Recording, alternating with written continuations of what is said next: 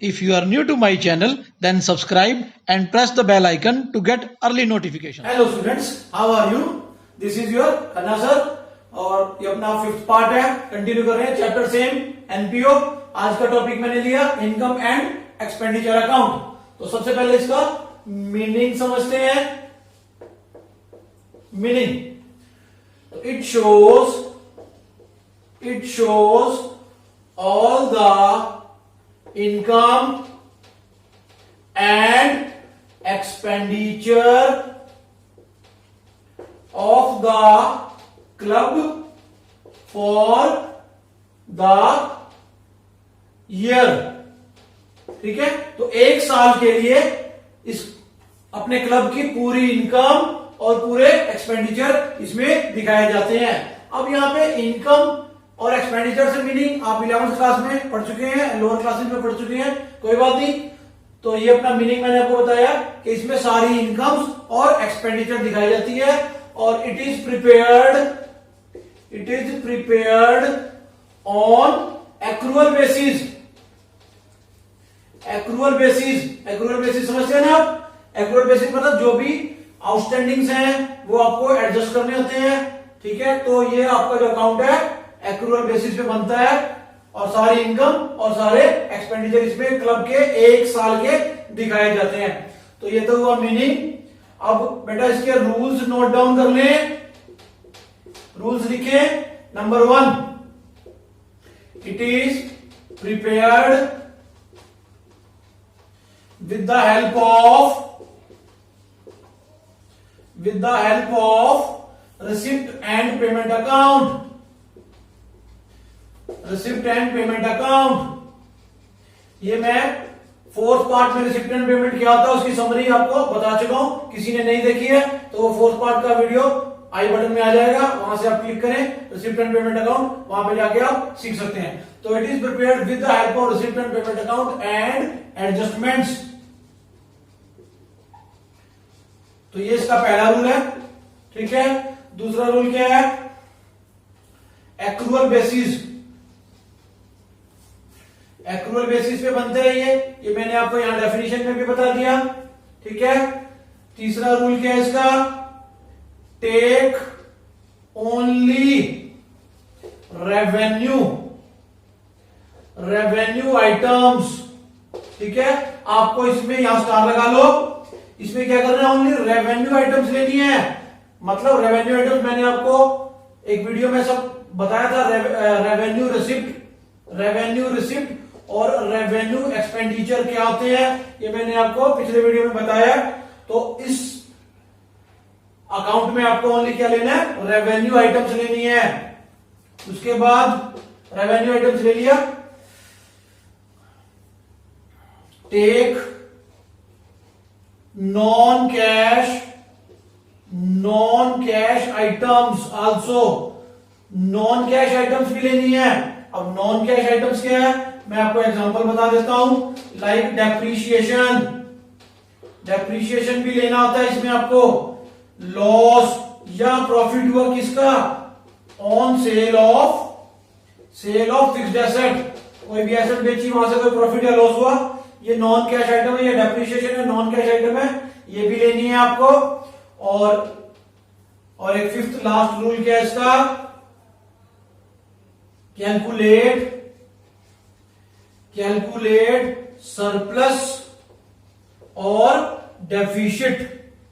तो सरप्लस या deficit calculate करना है, वो अभी मैं आपको फॉर्मेट बताऊंगा, उसमें समझा दूंगा ये सरप्लस क्या होता है और ये डेफिशिट क्या होता है। ठीक है, तो ये रूल्स अभी आप नोट डाउन कर लें। ठीक है, अब इसके बाद हम इसका फॉर्मेट बनाएंगे। Income and expenditure account. इसके नीचे आपको लिखना है for the year ending on. यहां डेट लिखनी है, डेट नहीं गिवन है या आपको डेट नहीं पता तो आप डैश लिख के छोड़ सकते हैं। ठीक है, 2 साइड है इसकी, अकाउंट फॉर्म में है। डेबिट साइड, क्रेडिट साइड, ये डेबिट हुआ, ये क्रेडिट हुआ। ठीक है, डेबिट साइड में आपको सारे एक्सपेंसेस दिखाने हैं तो एक्सपेंडिचर साइड भी बोलते हैं इसको।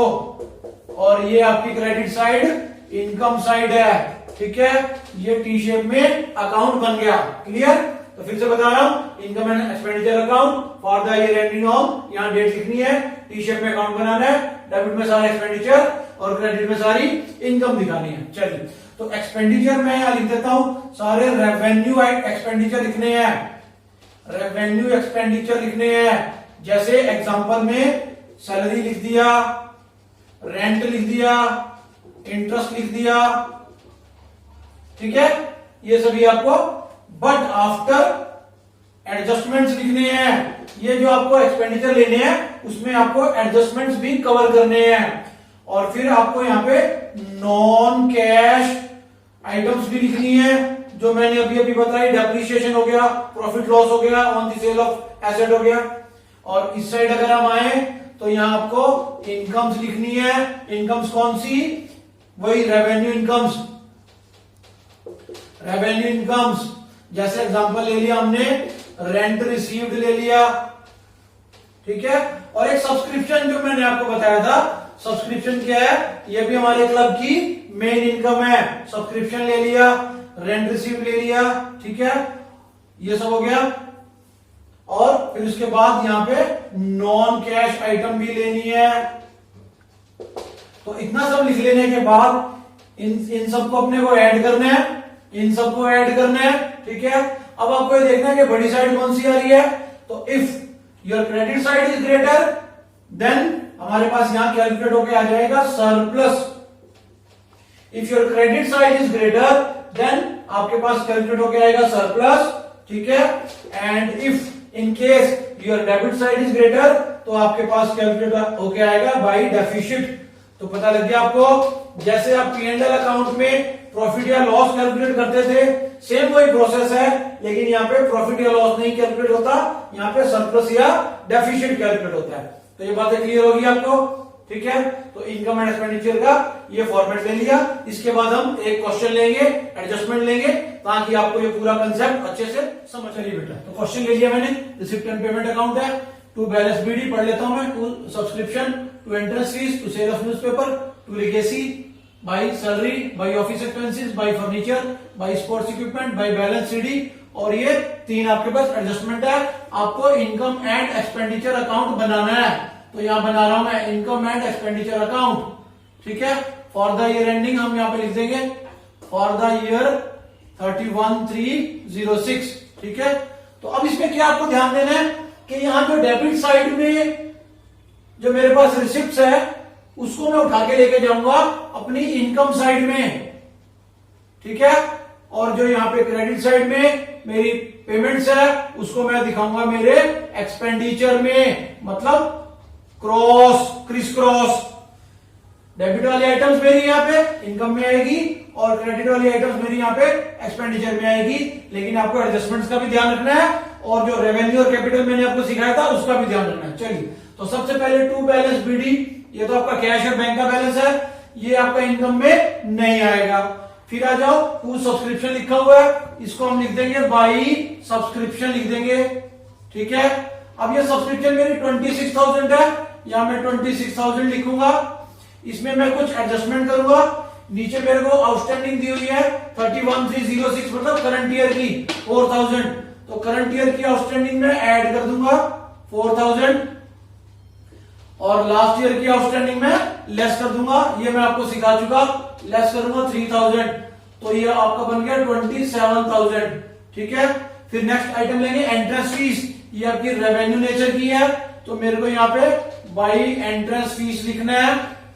एंट्रेंस फीस 4,000 लिख दिया।